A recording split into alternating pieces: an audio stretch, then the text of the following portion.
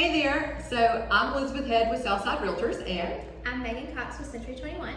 So today we're going to talk about multiple offers and the nitty gritty, like what goes on with so many offers that you can't even see straight. So I'm going to let you go. Put me on the spot. Here we go. What do you do when you get multiple offers, which undoubtedly you are? You are, and just about every house you've listed in the last, 2 years, you're going to get a ridiculous amount of offers.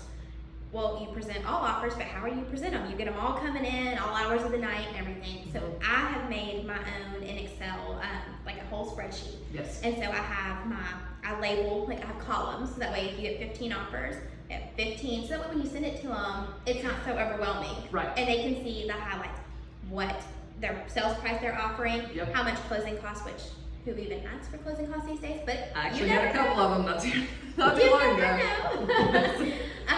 Who the closing attorney is, how many days due diligence, or are they asking for due diligence, are they asking for a right to request repairs, all of that, and then what type of loan, cash, all that, and then the special steps, and then I add a note section of, because we're supposed to be the experts, what we suggest or what we see that they may not see, because all they're going to see is a cash offer for $40,000 over, but what if they ask for a 30-day due diligence and that's not, you got to find all the little things to help them out. Yes. And the biggest thing that I look for on all my loans is who is the lender.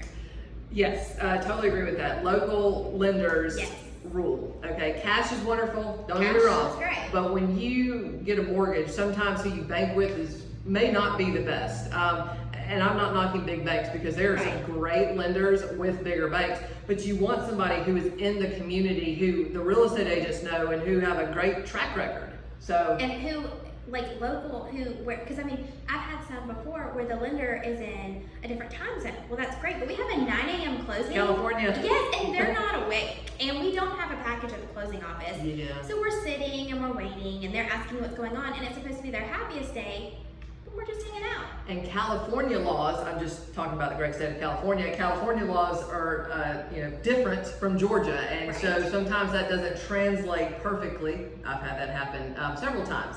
So I tend to veer away from those type of offers. And that's your biggest investment. You're buying a house. You should be able to call a cell phone to talk to your lender, not a 1-800 number with an extension, and you might get them, you might not. Correct. So local lenders, like the ones that we work with every day, you can call them, text them. They might be out at Saturday night at dinner. They're going to answer. Right. I always tell my clients it's the ones that I can get my hands around their throat. Yes. When I want to. They make a mistake. And I think vice versa for the lenders too. So, but yes, local lenders are a big deal, and we do talk about that when we have multiple offers as well.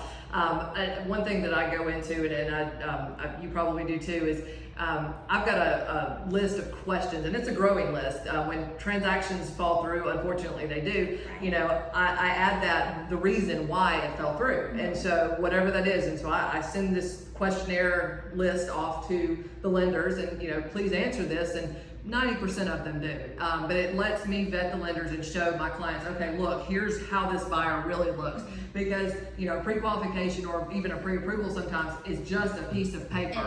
I want to know that these people have really been looked at and their financial picture has been evaluated. And then it's dated. If you get if we get an offer and your pre-qual is back from January, the rates and everything are not the same right now. So you may have qualified for $300,000 in January, but with all the changes in the market daily, you probably don't right now. So I want to update it as of today. That's a good point too. So, okay, well, anything else you want to touch on with that? No, it's just the wild, wild west. Good luck. Yes, it is. So thank y'all for listening.